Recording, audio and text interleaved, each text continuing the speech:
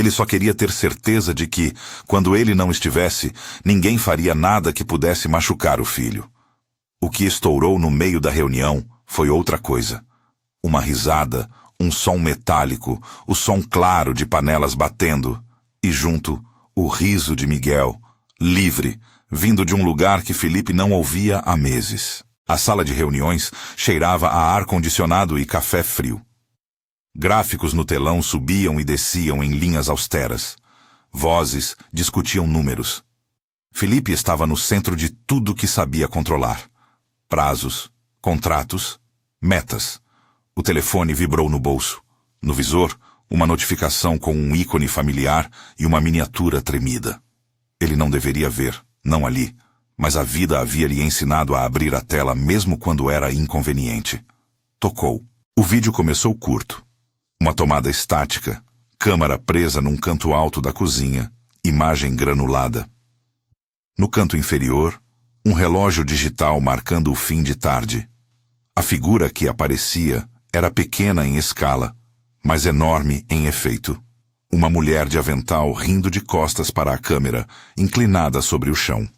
Ao seu lado, Miguel estirado num tapete, olhos brilhando, mãos vacilantes procurando um objeto. A mulher pegou uma colher de metal e bateu numa panela com intenção. O som ecoou fino e repetido. O menino se virou. Abriu a boca em um riso que arrancou algo de Felipe. Uma mistura de admiração e dor. Alguém perguntou algo na sala e Felipe não ouviu. A audiência permaneceu no trabalho. Ele ficou preso ao vídeo. Nas pequenas imagens, a mulher rolou uma garrafa de plástico entre as mãos do menino, colocou um copo perto da boca dele, fez caretas que o fizeram gargalhar. Eram gestos mínimos, e ainda assim, tinham o efeito de uma porta que se abre quando se passa anos trancado. Felipe apertou o telefone até a palma da mão doer. A respiração ficou estranha. Fez um gesto, levantou-se como se uma mola o impulsionasse, derrubando uma caneta. Alguém interrompeu a fala, olhos se voltaram. Ele murmurou um pedido de desculpas que soou vazio e saiu. No corredor, o ar era menos pesado, mas seu peito continuava comprimido. Ele andou até o estacionamento com passos que os colegas acharam bruscos. O carro parecia um quarto isolado. Fechou a porta com força e pôs o telefone em viva voz, ouvindo de novo o som que o havia arrancado da reunião. Reproduziu o trecho 2, 3 vezes. As marcas na tela do relógio coincidiram com o horário em que ele deveria estar terminando aquela reunião. Alguém havia dito que era melhor vigiar. Alguém tinha prometido segurança. Não era tanto a curiosidade que o movia, pensou, mas um tipo de susto. O susto de descobrir que havia uma vida acontecendo em sua casa, da qual ele não fazia parte. A imagem era simples demais para explicar o peso que carregava. Talvez porque aquilo vinha com memoriais e culpas que nenhum gráfico poderia mensurar. Ele se viu, pela primeira vez em meses, num lugar que não tinha prazo. O banco do carro, as mãos no volante, a corda que o puxava de volta para casa. Fica até o final para ver como uma atitude muda tudo, disse para si, com uma frieza que soava frágil. Foi o único convite que deu, e era mais para ele do que para qualquer espectador invisível. Ligar para alguém não ajudaria, não naquele momento. Precisava ver com os próprios olhos. Os 10 minutos até a casa foram cheios dos pequenos ruídos do trânsito e de lembranças que vinham como flashes. O telefone pela noite, a sirene, o hospital lotado de vozes que não se entendiam, o médico com palavras medidas. Patrícia, a precisão do sorriso dela no corredor de uma festa, seu gesto de ajeitar a gola do casaco de Miguel antes de atravessarem a rua. Imagens que forçavam Felipe a um silêncio que não sabia administrar. Miguel, antes impetuoso, agora dependente de cuidados que pareciam para Felipe, definidos por uma contabilidade de rotinas, alimentação, higiene, remédios, fisioterapia marcada em calendários. A presença, essa coisa tão cara quanto imaterial, tinha se esgarçado. Ao chegar, a luz da casa estava baixa, como se obedecesse ao fuso horário da tarde. O corredor exalava cheiro de limpeza e de comida que não foi preparada, algo que lembrava limão e café. A cozinha, onde a câmera apontava, batia num tom quente de fim de dia. Felipe ouviu, antes de ver, os sons que já ouvira no vídeo. Metal contra metal. Então, o riso. Abriu a porta sem anunciar. A cena que encontrou bateu nele de modo que o corpo reagiu antes do pensamento. A mulher estava junto ao tapete, sentada de pernas cruzadas, cabelo preso de forma prática, mãos grandes e ágeis que seguravam uma colher como se fosse um instrumento musical. Miguel estava posicionado perto, com o corpo apoiado por almofadas que ajudavam a sustentá-lo. Ele olhava fixo para a mulher, olhos dilatados, o rosto iluminado por um prazer simples. A panela fazia um som ritmado que ecoava pela cozinha e enrolava-se nas paredes como um fio. Júlia, pensou Felipe antes de que alguém lhe dissesse o nome. Sorriu sem olhar para ele. Não houve pânico na sala, apenas a interrupção de algo que vinha com seu próprio compasso. O tempo encolheu. Felipe sentiu a necessidade de controlar mais do que de falar. Controlava a respiração para que as palavras não se atravessassem. O que está acontecendo aqui? Saiu arrastado, sem a política do escritório, sem a prática do discurso. A voz de Felipe tinha uma textura que nem ele reconhecia. Mistura de espanto e reprovação. Ela ergueu o rosto, limpou as mãos num pano, e por um segundo o olhar dela encontrou o dele. Firmeza, sem subserviência. Estou cuidando do Miguel, senhor, disse Júlia. A palavra senhor soou estranha, velha de respeito, e ainda assim havia nela uma linha direta, como quem não tem tempo para o jogo das conveniências. Ele estava sozinho e não resistiu ficar sem atenção. A acusação estava contida, mas carregada. Ela não dizia apenas que Miguel precisava de atenção. Dizia que havia vazio entre as rotinas e os afetos. Felipe cruzou os braços, como se isso pudesse protegê-lo. Alguém deixou a casa às escuras, contratou pessoas que só cumprem horários. Eu pago para que tudo seja feito. Por que você está no chão batendo panelas? Porque ele ri quando eu bato. A resposta veio simples, quase neutra. Ele não olha por obrigação, ele olha por convite. E quando eu estou de serviço, eu sou responsável por convidá-lo a olhar. O que você quer dizer com isso? A pergunta saiu quase automática. Felipe não queria ser rude, mas havia uma linha, a sua linha, que não deveria ser cruzada. Câmeras, pensou. A mão dele tocou a camisa, sentiu a rigidez do tecido e por fim soltou. Eu vi um vídeo. Tenho câmeras em casa, eu vi vocês na cozinha. O silêncio cresceu como um corpo estranho que precisava ser diagnosticado. Júlia ficou quieta por um instante, que durou o suficiente para que Miguel se inclinasse, alcançasse uma colher e batesse de novo, como se marcasse um compasso. Você tem câmeras? Repetiu ela, não em surpresa infantil, mas como confirmação do que já se sabia. Segredo revelado. Felipe encarou-a. Havia a justificativa pronta.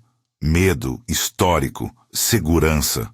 Mas soavam rasas diante daquele olhar. Sim, porque não posso verificar tudo. Porque eu perdi a Patrícia e não quero perder nada mais. Porque já houve problemas. As pessoas que passei por aqui... A frase se perdeu em ruídos. Ele viu a mão de Júlia se fechar em punho, mas não num gesto defensivo. Um apertar de si, como quem junta paciência para o que vai dizer. Você instalou câmeras no quarto das visitas, na cozinha, no corredor, disse ela com calma. E acabou vendo uma coisa que te surpreendeu. Eu brinco com ele. Havia uma cobrança, sim, mas também havia algo como desgosto. Não precisa espionar para descobrir que a casa é vazia, senhor. Só precisa entrar. A acusação queimou como óleo derramado. Felipe sentiu a face arder. Não pela exposição, mas por algo que feriu em seu âmago. A realização de que havia se blindado mais do que protegido. As câmeras, pensou, eram um instrumento que prometia controle e oferecia distância. Ele respondeu com uma defesa que já não o convenceu. Eu tinha que saber o que acontecia quando estava no trabalho. Eu não confio nas pessoas. Houve problemas antes. Houve um momento, pequeno, decisivo, em que Júlia deixou de acusar e passou a enumerar. Não com ressentimento, mas com uma clareza que parecia pesar em cada palavra. Senhor, eu já trabalhei com crianças que haviam sido deixadas. A maioria que passa por aqui tem mãos que chegam e vão embora. Trocam fraldas, limpam, dão comida. Mas o que Miguel precisava, e talvez precise, é de quem fique. De quem esteja parado quando ele estica a mão e precisa de resposta. Ele tem medo que a mão vá embora. Você pode mandar quem quiser, mas o menino sabe quando uma mão vai voltar. As palavras foram como um espelho oco. Felipe sentiu-se visto de uma forma que nenhum gráfico jamais o havia visto. Não como executivo, não como provedor, mas como um homem que, usando a justificativa do controle, vinha construindo muros à volta do próprio filho. Você está dizendo que eu falhei? Escapou. Eu estou dizendo que ele tem fome de presença, corrigiu Júlia, com gentileza cortante. E você tem muitos motivos para estar sobrecarregado, senhor. Não vou apontar isso como erro pessoal. Só... Se permite que eu diga? Ele precisa de seu lugar também. Não como chefe, não como conta bancária, como pai. Foi como se alguém lhe mostrasse a geografia de um ferimento que ele fingia não ver. A presença da esposa morta se pronunciou outra vez. Um gesto que ele faria. Uma voz que ele lembrava. E a culpa apertou o peito como se uma mão invisível comprimisse o fígado. Lembranças deram saltos fugazes. A risada de Patrícia num almoço, a pressa de Felipe por uma reunião que ela olhou com reprovação discreta. E então, o susto profundo de que a segurança que buscara em câmeras e contratos não conseguia comprar o que de fato faltava. Como você tem coragem de me dizer isso? Perguntou ele, com uma raiva que soava mais a si mesmo do que a mulher diante dele. Você é funcionária. Existe um limite entre o que você faz e o que eu sou. Havia medo naquilo. Medo de perder a autoridade, de deixar que um estranho invadisse o que restava de sua família. Tem um lugar que vai além do contrato, disse Júlia. Tem o lugar do humano. Não estou dizendo que sou sua família, nem que vou substituir sua mulher. Mas se me permite, eu posso ser a pessoa que fica. E não é coragem que eu tenho, é escolha. Ela falou com a naturalidade de quem faz aquilo há tempo. Escolher entre manter a distância profissional e, quando necessário, permitir que os limites se flexibilizem para responder a uma necessidade mais profunda. Felipe ouviu e viu Miguel, que agora havia parado de bater panelas e observava atento. A criança era uma presença que, apesar de frágil, tinha uma força tranquila. A força de quem aguarda um pequeno milagre. Que alguém responda quando estende a mão. A expectativa do menino estava ali, sem teatralização. Ele procurava naquelas faces uma promessa de retorno. Eu instalei câmeras porque tenho medo, confessou Felipe de forma amarga, admitindo algo que vinha escondendo até de si. Tenho medo de que se eu baixar a guarda, tudo desmorone. Perdi a Patrícia, e fico dizendo que estou vivo para o filho. Mas talvez eu viva mais para o trabalho.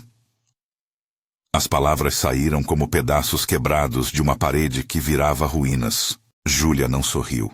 Não havia piedade em seus olhos. Havia compreensão com limite. Aproximou-se, e a ação foi medida.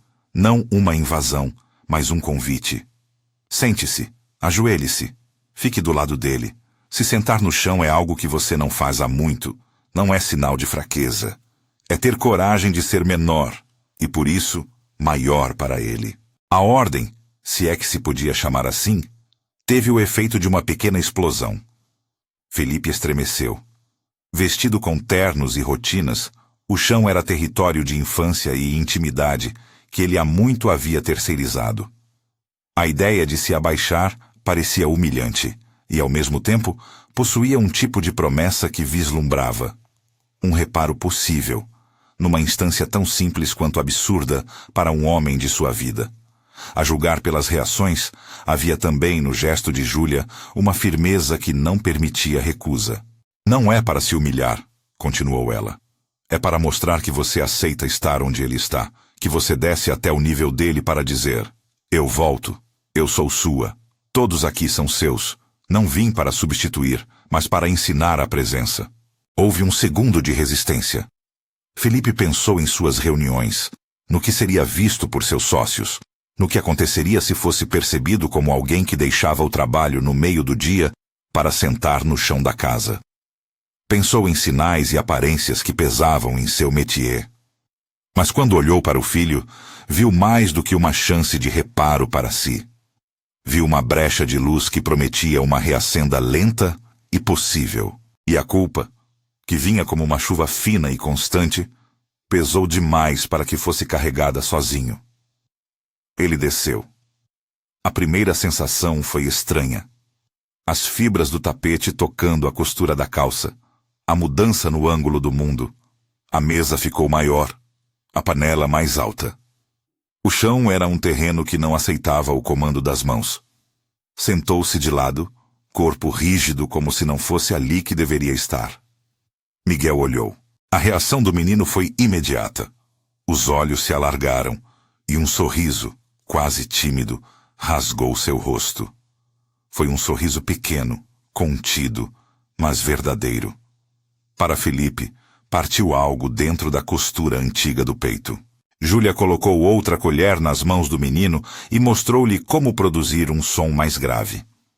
Você bate assim, disse ela, e Miguel imitou, com esforço, a batida. O som resultante soou diferente do que se ouvia nos relatórios. Tinha um caráter de diálogo. Era como se, naquele toque de metal, pai e filho pudessem conversar sem palavras. Felipe sentiu os músculos ao redor dos olhos tremerem. A própria garganta apertou. O homem que toda a vida resolvera tudo no comando de voz, agora precisava responder com um gesto que não cabia no manual do executivo. Ele bateu a panela uma vez. Não era belo. Era incerto, trêmulo. Miguel se inclinou, riu sem pudor. O riso do menino foi, naquele instante, a única medida de verdade. A risada atravessou a casa e deixou um rastro de surpresa nos móveis e nas paredes, como se a casa, acostumada a rotinas mecânicas, não reconhecesse aquela melodia. Felipe não conteve as lágrimas. Elas vieram de súbito, atravessando semanas de falta de sono, meses de manter uma postura que o fazia endurecer por fora e rachar por dentro. Não é um ato de vergonha, murmurou Júlia, sem soltar a colher. É um gesto que ensina de novo a confiança. Ele precisa saber que a mão fica. Ele teve vontade de se cobrar por todos os anos que passou ausente. Teve vontade de fazer listas e promessas. Teve vontade de controlar as câmeras, só para certificar-se de que o momento era real. Não o fez. Havia algo mais potente naquele chão, a autenticidade do contato. Ele viu Miguel apropriar-se de um pequeno poder, o poder de provocar riso e receber de volta o calor de um pai que voltou, ainda que trêmulo. Mas antes que o calor pudesse se transformar em um dia claro, veio a percepção de que a verdade era mais complicada. A cena, tão cheia de ternura, também carregava o peso de sua transgressão. Ele havia espionado, havia, por medo, usurpado o direito à privacidade. E a pergunta que o pegou desprevenido foi: como reparar aquilo? Não bastava sentar no chão 1 minuto. Havia a necessidade de um gesto que atravessasse o constrangimento e reconhecesse o erro. Você me acusou de invadir, disse ele, sem olhar para Júlia.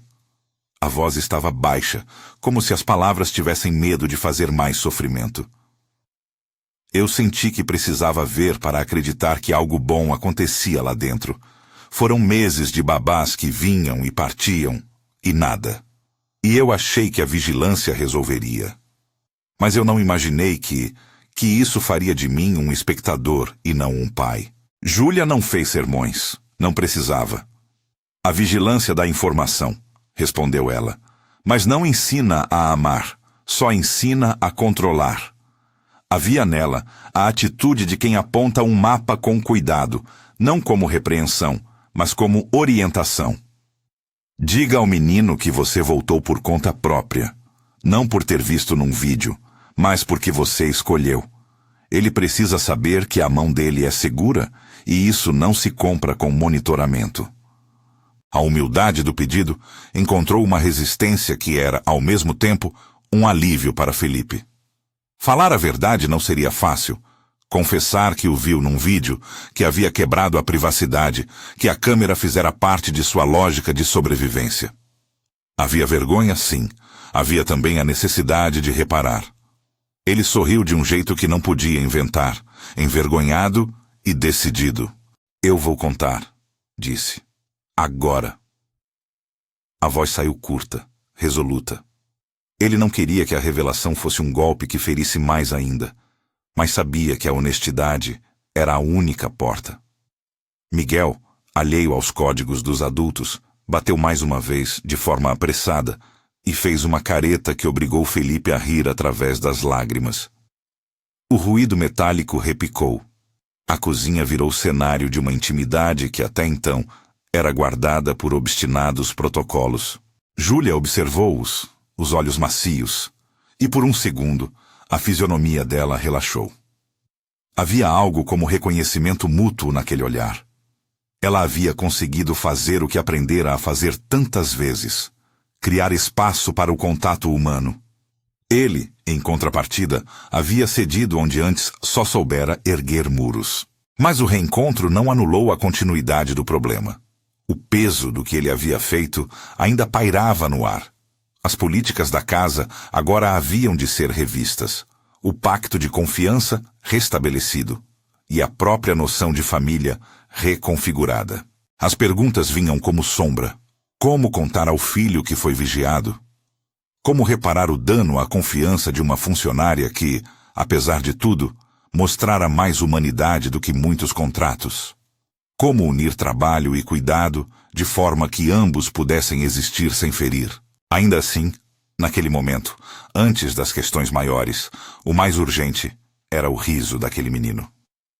Felipe sentiu que havia dado um passo.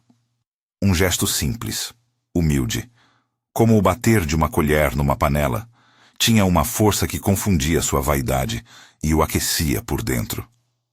Era, ele entendeu de repente, a primeira vez em muito tempo que sua autoridade se transformava em presença e não em comando. Eles permaneceram ali um tempo que não foi medido em relógios. Pai, filho e a mulher que havia os convidado para uma conversa que era mais do que uma simples contratação. O ar estava aquecido. O sol caindo entrou pela janela e desenhou faixas no chão. Foi a imagem que, por um segundo, permitiu a Felipe acreditar que havia uma outra geografia possível para sua casa. Menos impermeável, mais humana. Quando se levantou, sentiu o peso da responsabilidade retornando ao corpo. Ainda havia muitos passos a dar. Confessar a instalação das câmeras, explicar suas razões sem desculpas, reparar o sentido ético daquilo. Precisava pensar em como equilibrar sua culpa e a necessidade genuína de segurança que o empurrara a instalar os equipamentos. Precisava decidir também se aquela mulher, que não era simplesmente uma funcionária, poderia permanecer em um papel que extrapolava a função pela qual ela fora contratada. Júlia limpou as mãos, ajeitou o avental e olhou para Felipe de novo. Se for para ficar, que seja com regras claras, disse ela. Eu trabalho e tenho minha vida. E a casa precisa de limites. Mas se você aceitar que não é só eu que dou esse cuidado, que venha também. Que não seja só um momento, mas escolha. A presença é prática. Vem com paciência e com vontade. Ele assentiu, sem saber ainda o custo real daquela escolha. Ao sair da cozinha, a imagem da câmera que o havia arrancado da reunião voltou à sua mente. Tudo aquilo que aparece numa gravação pode ser reproduzido, arquivado, revisto. A câmera não sente, grava. E a vigilância, pensou, quando se transforma em substituto do contato, rouba-nos a coragem de sermos vulneráveis. Ele sabia que teria de apagar aqueles arquivos ou pelo menos contar sobre eles. Saber-se observado não é a mesma coisa que saber-se amado. No corredor, ao levar o telefone para o bolso, Felipe viu a foto de Patrícia como fundo do aparelho. Era uma lembrança que não pedia explicações nem pedidos de desculpas. Estava ali como um ponto fixo em seu mapa. Sentiu então que precisava, para reconstituir algo, decidir onde colocaria suas prioridades. O escritório o chamava com urgência. O menino ria na cozinha, chamando-o por uma palavra que confundia com pai e jogo. O mundo dele estava dividido entre o que lhe trazia legitimidade e o que lhe trazia vida. Ao fechar a porta atrás de si, depois de um último olhar para Miguel que ainda segurava a colher, Felipe respirou profundamente e percebeu que aquela pequena cena havia aberto uma trilha nova, mas também uma estrada de trabalho. Não se curava apenas com um momento de arrebatar ternura. Exigia presença, consulta, concessões. Ele sentiu pela primeira vez desde o acidente que talvez pudesse aprender a ser aquilo que seu filho necessitava. Ainda assim, a revelação do vídeo não deixaria de ter consequências. Haveria conversas duras para ter com empregados anteriores, com fornecedores, com a administração da casa. Haveria momentos em que a sua escolha de confiar ou não seria testada. E havia a questão moral, que não se resolve em um gesto.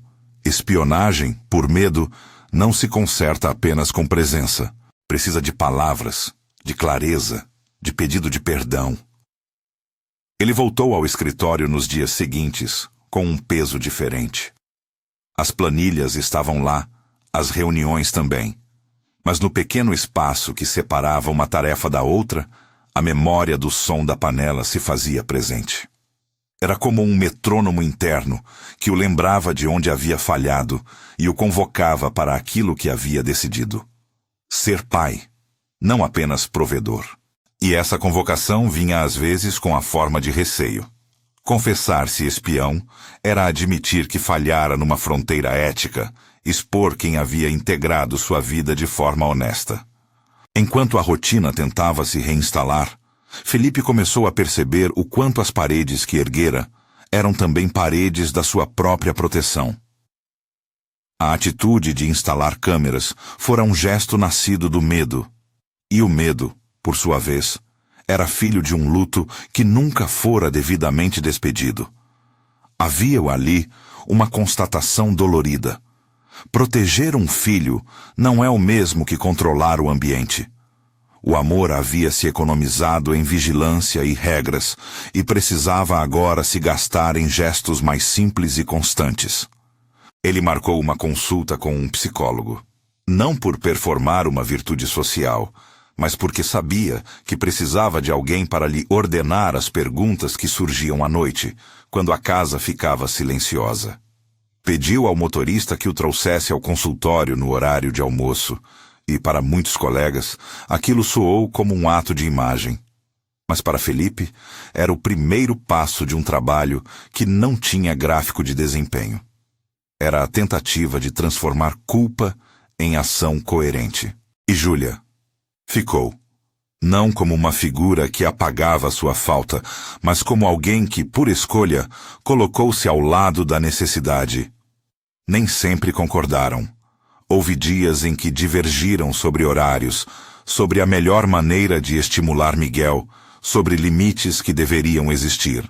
Mas a insistência dela em criar pequenos rituais, uma colher sempre no mesmo lugar, uma canção breve antes do banho, contar um número de passos juntos, começou a formar uma cartografia de estabilidade que nenhum relatório poderia traçar.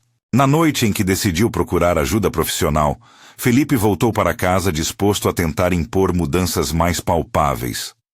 Ainda trazia consigo o sabor das lágrimas e do riso daquele primeiro encontro no chão. Ao abrir a porta, ouviu de novo o som metálico. O o compasso que agora parecia menos solitário.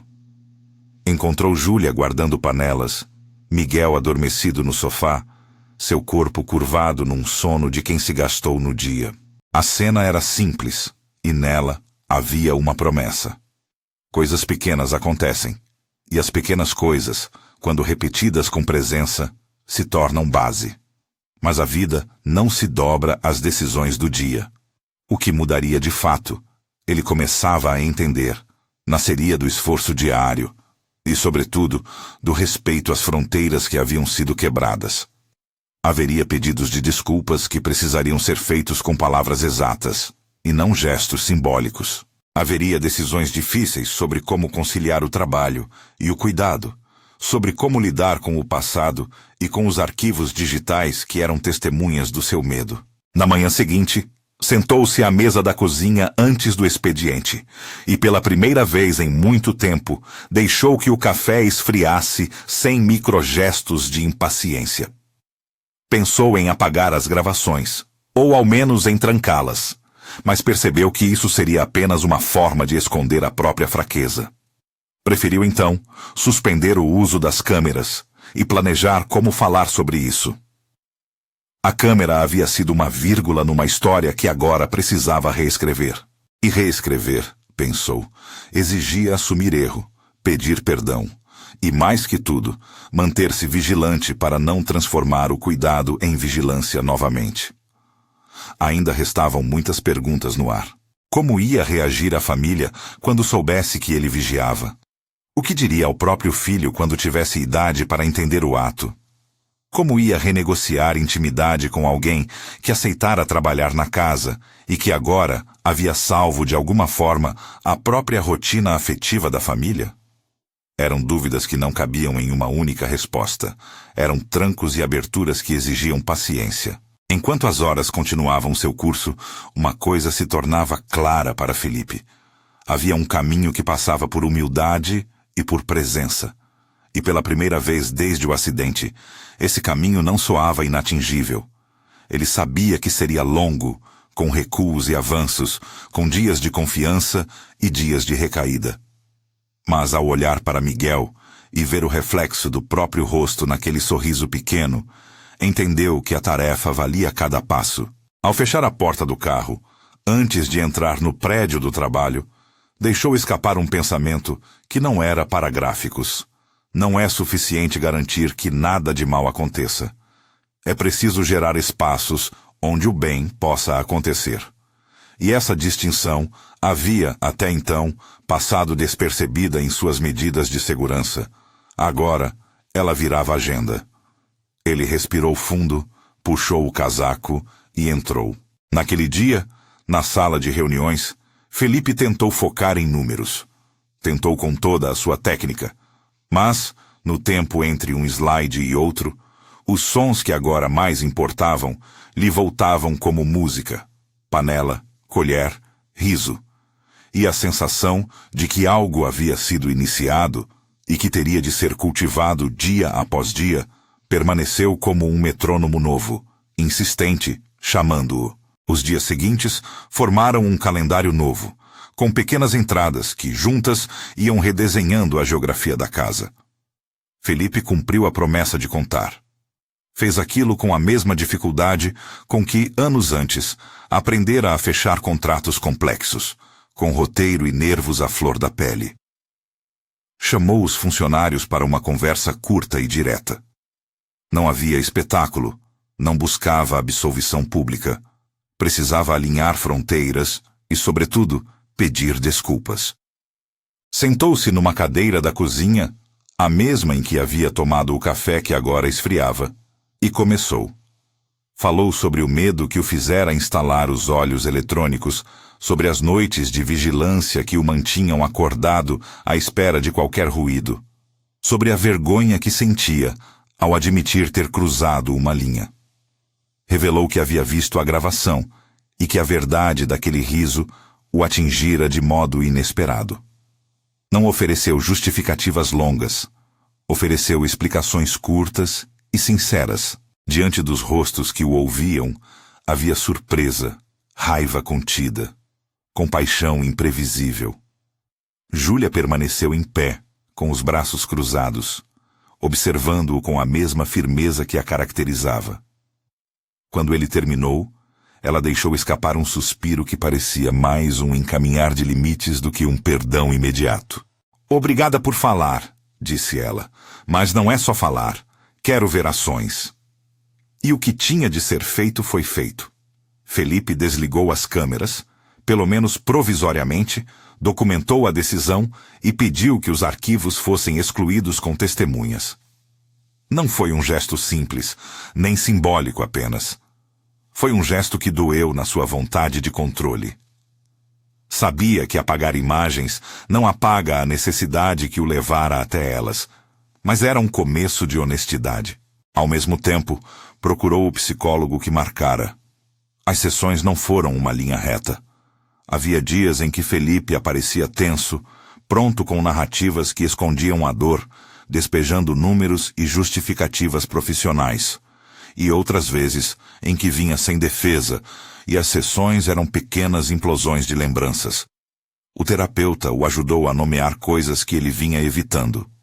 O medo da solidão, a tentativa de comprar segurança com vigilância, o ressentimento que havia transformado o luto em rigidez. Em determinadas consultas, chorou por não saber se fora um bom marido.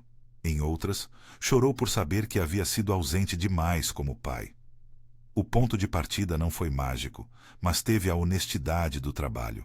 Perguntas difíceis, exercícios de presença simples, ligar menos o telefone, responder com observação e não com soluções, sentar-se sem tentar resolver tudo rapidamente.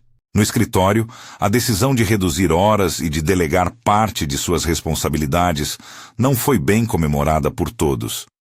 Alguns diretores perguntaram, com a frieza de quem vê números antes de ver nomes, se ele tinha perdido a compostura. Outros, sócios antigos que conheciam seu histórico de dedicação extrema, olharam com suspeita. Mas a mudança veio. Felipe começou a insistir em chegar mais cedo em casa, a trocar uma reunião de tarde por uma tarde em que pudesse ler com Miguel ou acompanhar a fisioterapia. Houve perda de produtividade em prazos antigos, ajustes em agendas, mas também houve uma reordenação de prioridades que, aos poucos, se mostrou inevitável. O trabalho de Júlia ganhou contornos profissionais novos. Em diálogo com Felipe, ela aceitou permanecer, desde que houvesse contrato revisado, horários claros e respeito aos seus limites pessoais. Não era um pedido de subserviência, mas de dignidade. Dias de folga marcados, remuneração ajustada e liberdade para recusar horas extras quando necessário. Ela mantinha uma vida para além da casa. Não queria ser confundida com um recurso sempre disponível.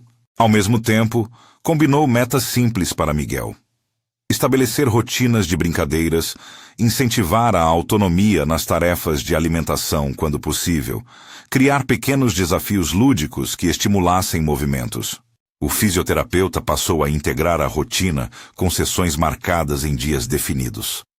As descrições que se davam nas sessões eram de progresso real, porém lento. Miguel aprendeu primeiro a segurar uma colher com mais firmeza. Depois, a levar a colher à boca sem perder o equilíbrio do tronco. Mais tarde, a apoiar-se em superfícies para deslocar o corpo por curtas distâncias. Cada conquista era celebrada como se fosse uma medalha. A equipe de casa batia palmas discretas. Júlia dava saltos contidos de alegria e Felipe chorava sozinho no carro depois das sessões, sem que ninguém visse, porque o choro tinha a textura de alívio que só quem carrega a culpa conhece. Houve noites em que a antiga estratégia de Felipe, vigiar, controlar, prever, voltou a aparecer. Recebia relatórios do motorista, memórias de funcionários antigos, alertas de pequenos deslizes, e o impulso de voltar às câmeras feriu como uma tentação. Em uma dessas ocasiões, sentou por horas no escritório, olhando para no readme de seus próprios dispositivos, pensando em instalar novamente um sistema mais discreto.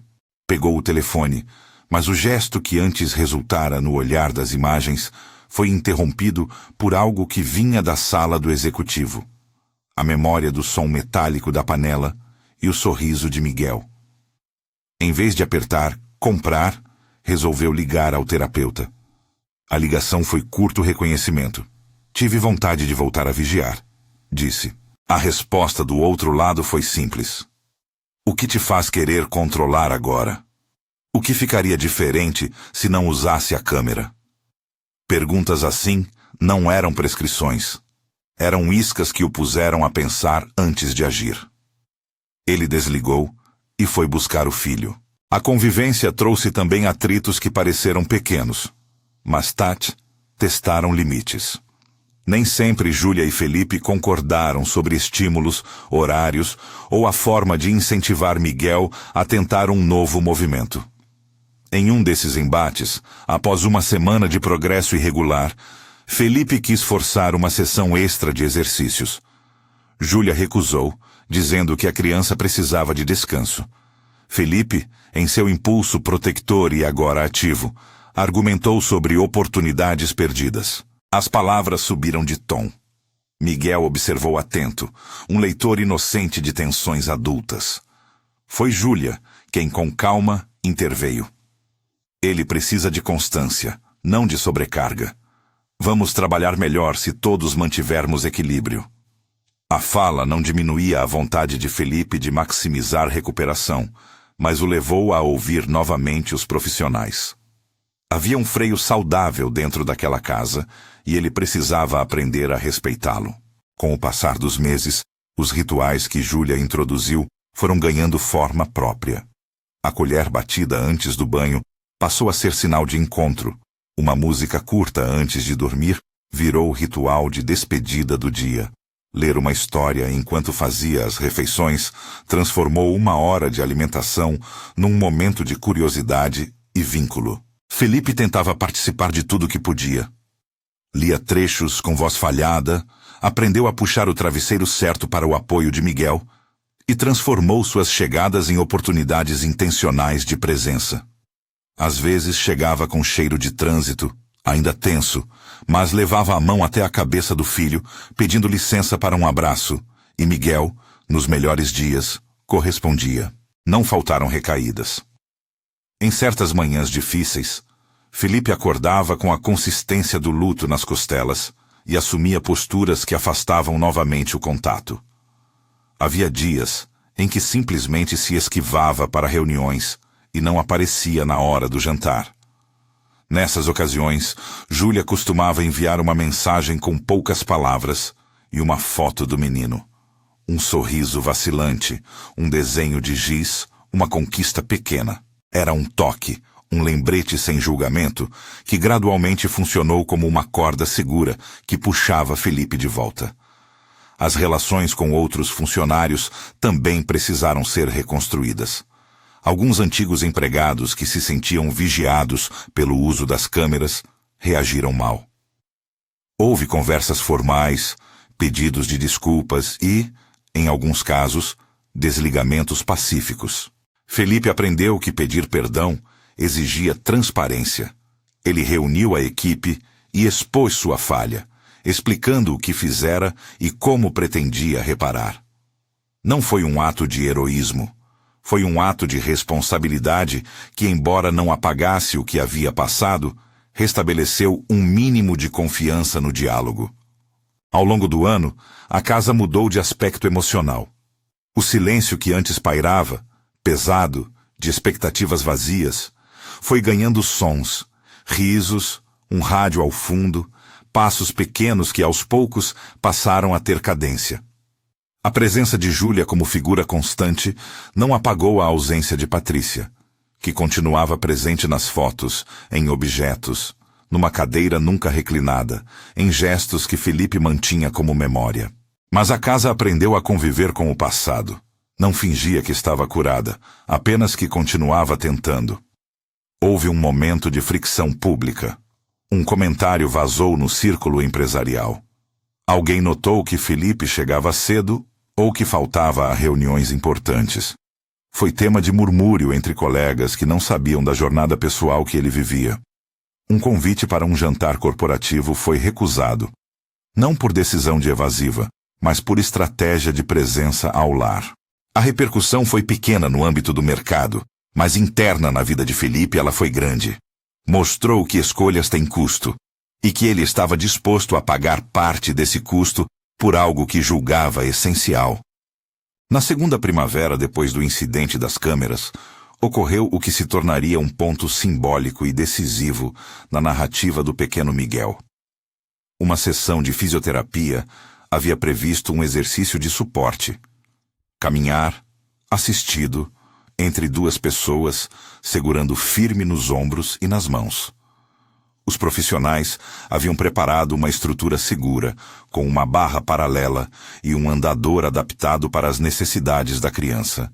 Não se tratava de uma primeira vez milagrosa descrita em manchetes, mas de uma combinação de treino, vontade e preparação técnica cuidadosa. O dia amanheceu com sol tímido.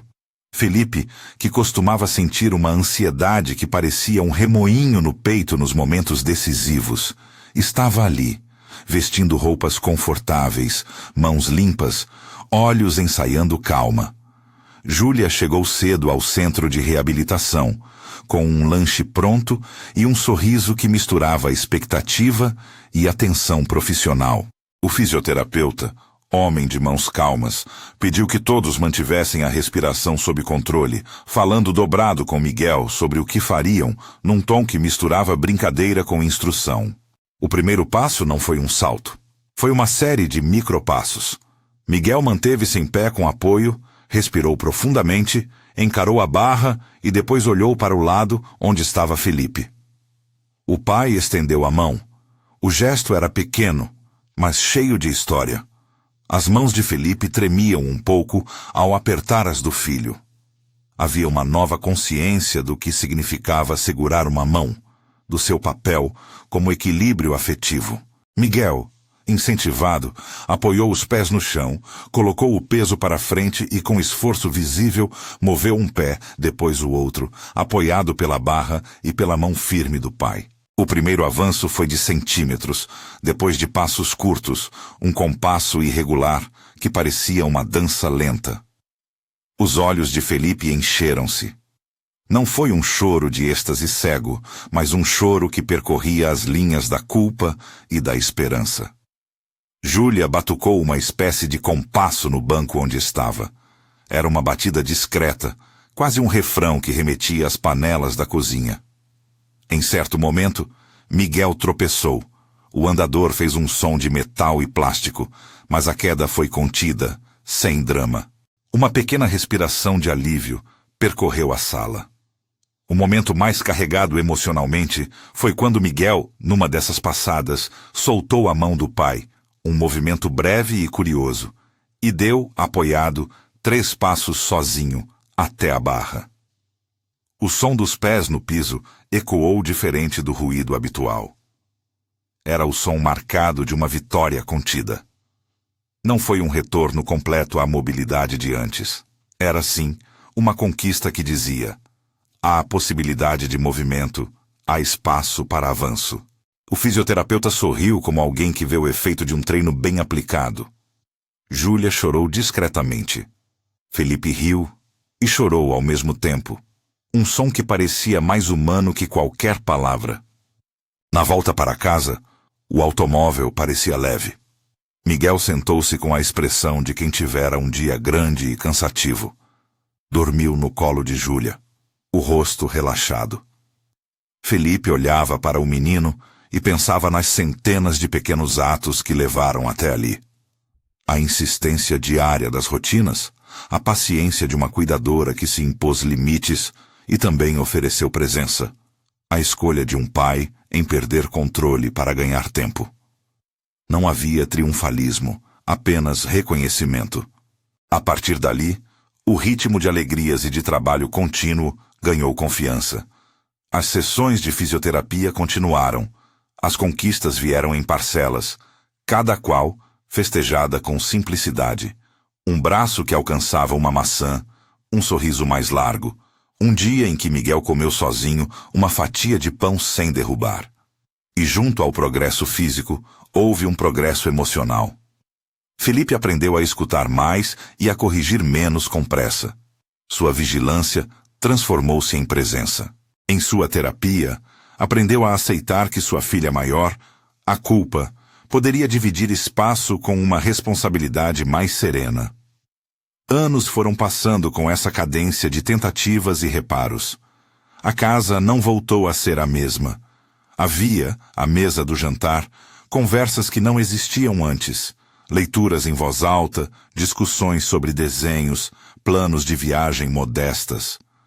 Patrícia continuava viva nas lembranças, mas a memória dela agora se integrava ao cuidado, em vez de ser o estandarte que paralisava. Felipe aprendeu a falar de Patrícia com Miguel, em palavras ajustadas à idade, sem transformar a ausência em um tabu, mas também sem erotizar a dor. Júlia seguiu sendo presença-chave. Com o tempo, decidiu investir em cursos noturnos de cuidadora especializada e, ocasionalmente, saía para visitar a família.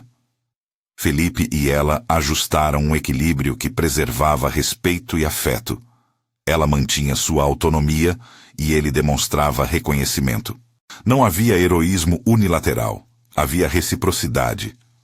Quando Felipe precisava de uma noite para uma reunião importante, Júlia assumia uma rotina extra. Quando ela precisava de tempo livre, ele arranjava uma substituição qualificada. A relação contratual passou a ter dimensão humana. Uma cena que ficou guardada na memória de todos aconteceu numa tarde de domingo, 2 anos depois do episódio do vídeo.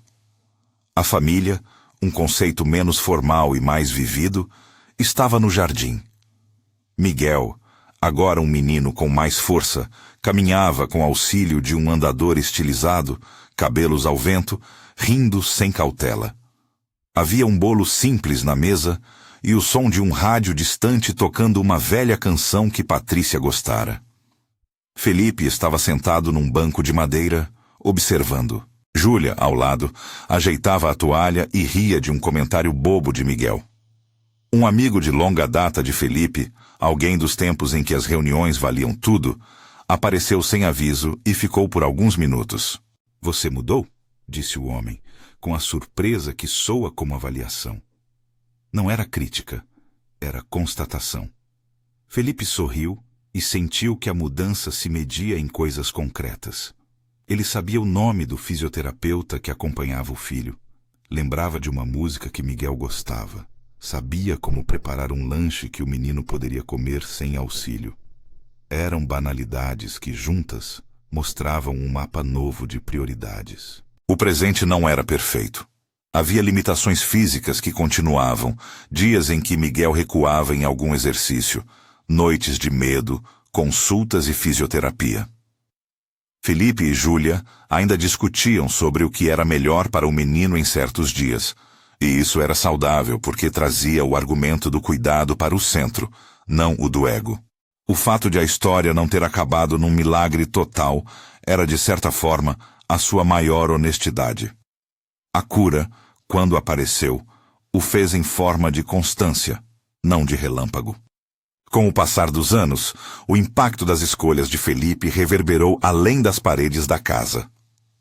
Alguns colegas, ao verem sua decisão de equilibrar vida e trabalho, começaram a reavaliar o próprio ritmo. Não foi uma transformação coletiva imediata, mas pequenas adesões. Um sócio que pediu conselho para ajustar horários, uma secretária que passou a priorizar folgas para cuidar de um parente doente. A escolha de um homem repercutiu como pergunta na comunidade à sua volta. O que vale sacrificar em nome do que chamamos de sucesso? No plano íntimo, Felipe aprendeu a falar com Miguel sobre as câmeras, conforme a capacidade da criança de entender. Contou a verdade com cuidado, em linguagem que não culpabilizasse o filho. "Eu quis te proteger e errei", disse em palavras simples, no momento em que o menino já podia compreender um pouco mais. "Prometi e quebrei uma regra de confiança. Não fiz para te magoar, e quero que possamos confiar um no outro." Não foi uma confissão vazia. Foi um ato que visava restaurar um vínculo. Miguel, nos limites de sua compreensão, ouviu e respondeu com a sua maneira. Um abraço que, embora impreciso, foi aceitação. A relação com a memória de Patrícia também se transformou. Felipe aprendeu a acessar as lembranças sem que elas travassem decisões. Fez um pequeno espaço no jardim com uma planta em memória dela. Um gesto simples que permitia conversar com as crianças sobre quem ela fora sem que o luto dominasse todas as frases. Era um modo de integrar o passado com afeto, não com culpa. O tempo não apagou a complexidade do que havia ocorrido. Mas ele fez com que a vida seguisse. E quando olharam para trás, não havia narrativa de um salvador solitário. Havia uma teia. Profissionais de saúde que orientaram com paciência. Júlia que fez sua escolha de estar presente com limites claros. Amigos que ajudaram quando necessário. E um homem que aprendeu a colocar limites no próprio orgulho para abrir espaço aos outros. O epílogo da história chega como uma cena serena, mas cheia de sentidos. São anos depois, num final de tarde de outono. A casa exala o cheiro de lenha, uma toalha estendida no varal. Miguel, agora com o corpo mais sólido e o sorriso de quem aprendeu a lidar com limites, corre com passos firmes entre Felipe e Júlia, segurando uma bola. Não são passos longos e corridos como os de quem nunca teve dificuldade, mas são passos reais, cheios de tentativa e propósito. Felipe senta num banquinho do jardim, observa e em seu rosto acalma. Júlia ajeita uma bandeja com chá e biscoitos, conversa com a mãe de uma amiga que veio visitar. A cena é banal e por isso perfeita. Vida em curso, com marcas, sem promessas de final feliz absoluto. Eles param para olhar o pôr do sol. Miguel solta a bola, aponta para as nuvens, corre e tropeça, levanta-se com naturalidade. Felipe vai ao encontro dele, ajoelha-se sem cerimônia e o abraça. Não é um gesto performático. É o gesto repetido de quem entendeu que a paternidade se constrói em pequenos atos. Aparecer, escutar, corrigir com amor e perdoar a si mesmo quando necessário. Júlia observa, sorri e sente a paz de quem, por escolha, fez seu trabalho com respeito e humanidade. No final, o que restou como lição foi discreto, mas fundo. Presença é prática, não dispositivo. Cura é processo e não slogan. Confiança se reconstrói com clareza e gestos recorrentes. Felipe não tinha todas as respostas. Nem a casa havia se tornado um lugar onde nada mais doía. Havia, contudo, um excesso de humanidade novo, menos controle e mais arriscar de si. Era isso que transformava a rotina em afeto. Se essa história tocou você, compartilhe com alguém que precisa ouvir sobre a força dos pequenos gestos, sobre pedir desculpas e sobre a importância de estar, de verdade, ao lado de quem amamos.